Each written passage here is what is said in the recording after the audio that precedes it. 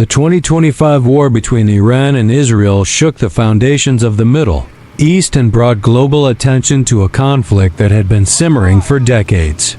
What had long been a shadow war waged through proxies, cyber attacks, and covert operations finally erupted into an open and direct military confrontation. The warning signs had been present for years. Israel's growing anxiety over Iran's nuclear program, Iran's expanding influence through proxy groups, and periodic clashes that escalated regional tensions. But no one imagined it would boil over with such sudden and devastating force. In early 2025, Iran accused Israel of launching a covert airstrike on its Natanz nuclear facility, damaging key uranium enrichment infrastructure. The incident set off a wave of outrage across Iran. In a fiery national address, Iran's supreme leader vowed not just to retaliate but to reshape the balance of power in the region. Just days later, Iran launched a barrage of ballistic missiles targeting several Israeli cities, including Haifa, Tel Aviv, and Beersheba. Though Israel's Iron Dome intercepted many of them, a few got through, causing significant casualties and infrastructure damage. Israel wasted no time in responding.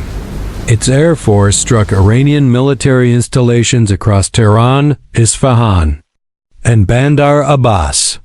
The Israeli Navy moved swiftly to engage Iranian ships in the Gulf, while cyber units disabled power grids, communication systems, and strategic databases inside Iran. The effects were immediate. Major Iranian cities plunged into darkness, panic spread through the population, and the digital backbone of Iran's military command was compromised. But Iran struck back in cyberspace, launching coordinated cyber attacks that disrupted Israel's banking systems and public services, causing economic disarray in cities across the country. Iran-backed groups including Hezbollah and Hamas joined the fray. Hezbollah began launching rockets from southern Lebanon into northern Israel, while Hamas escalated its attacks from Gaza. In response, the Israeli Air Force conducted intense bombing campaigns across Gaza and launched operations along the Lebanese border. The war, once between two nations, began spreading its flames across the broader region. Global powers scrambled to prevent the situation from spiraling out of control. The United Nations called for an immediate ceasefire, but neither Iran nor Israel showed any willingness to stand down. The United States extended full diplomatic and intelligence support to Israel, while Russia and China expressed solidarity with Iran, though they stopped short of direct involvement. The world watched nervously as two regional powers edged dangerously close to dragging the world into a larger and more destructive conflict. Iran escalated the conflict by threatening global oil routes. It began to restrict shipping through the Strait of Hormuz, a choke point through which nearly 20% of the world's oil passes. As tankers halted and shipping insurance rates skyrocketed, oil prices surged globally, sending stock markets into panic and triggering economic alarms across Europe and Asia. The U.S. Navy intensified its presence in the Gulf, resulting in a number of tense standoffs with Iranian vessels. A few skirmishes broke out, heightening fears of a full-scale international war. In one of the war's most critical moments, Israel launched a major operation against Iran's nuclear infrastructure. The Fordo and Arak nuclear sites were targeted in a highly coordinated strike that severely crippled Iran's nuclear capabilities. Iran called the attack a violation of its sovereignty and responded by launching missiles aimed near the Dimona nuclear site in Israel, a location shrouded in secrecy and believed to be central to Israel's undeclared nuclear arsenal. As the war dragged on, the death toll mounted. Thousands of military personnel on both sides were killed or injured. Civilians bore the brunt of the devastation. In Iran, major cities faced daily bombardments. In Israel, families took shelter for days in underground bunkers as rockets fell indiscriminately across urban areas. Hospitals were overwhelmed, emergency services stretched to their limits, and both nations' economies began to unravel under the pressure of war. Eventually, global pressure began to make an impact. The toll, human, economic, and geopolitical, was becoming unsustainable. Qatar and Turkey, alongside the United Nations, mediated secret talks between Iranian and Israeli diplomats. Reluctantly, and under significant international pressure, both nations agreed to a temporary ceasefire. It was a fragile pause, not a peace deal. The core issues remained unresolved, but the guns fell silent, at least for now. Following the ceasefire, both Iran and Israel claimed victory. Iran emphasized its ability to strike deep into Israeli territory and maintain regional resistance through its allies.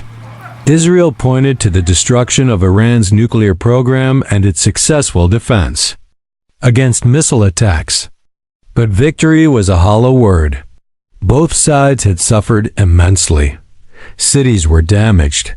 Families were broken. Economies were strained. Trust in leadership was questioned. After the war, analysts around the world questioned whether it could have been avoided. Could diplomacy have worked earlier? Were there alternative ways to address the Iranian nuclear issue? Did Israel's retaliation go too far? There were no easy answers. Each side operated out of a sense of existential threat. Each saw the other as a danger that had to be neutralized, regardless of the cost. The 2025 Iran-Israel war triggered a new phase in Middle Eastern politics. Iran vowed to rebuild its missile capabilities and reinforce alliances with its proxies. Israel, meanwhile, accelerated the development of next-generation defense systems and deepened its strategic partnership with Western powers. U.S. military presence in the region surged, while Russia fortified its operations in Syria. A new Cold War began to take shape, one fought in shadows but always threatening to break into light. The war was a wake-up call for the world. The threat of nuclear weapons, the fragility of oil routes, the rise of cyber warfare, all were longer distant possibilities but lived realities. Had the war escalated further, had a nuclear exchange occurred, the world may have been looking at a catastrophe of unparalleled scale. The fact that it didn't, many argued, was not due to wisdom, but sheer luck. 2025 taught the world a brutal lesson. Regional tensions, if left to fester, can erupt into global crises. Diplomatic channels must be kept open, no matter how unlikely peace may seem. The cost of war is always higher than the cost of dialogue. It is the innocent who suffer most. Civilians caught in the crossfire, children growing up under air raid sirens, and entire cities reduced to rubble all remind us that real victory lies in preventing war, not winning one. The guns may be quiet now, but the wounds are far from healed. In Tel Aviv, families mourn those lost in missile strikes. In Tehran, parents dig through rubble to find memories of children. In Beirut and Gaza, homes are once again reduced to ashes. The war is over, but its legacy will shape the region for generations. Was the world tested and found strong? Or did it once again turn away until it was too late? That is the question the future must answer. Because history, when ignored, always returns with a louder voice and a heavier cost.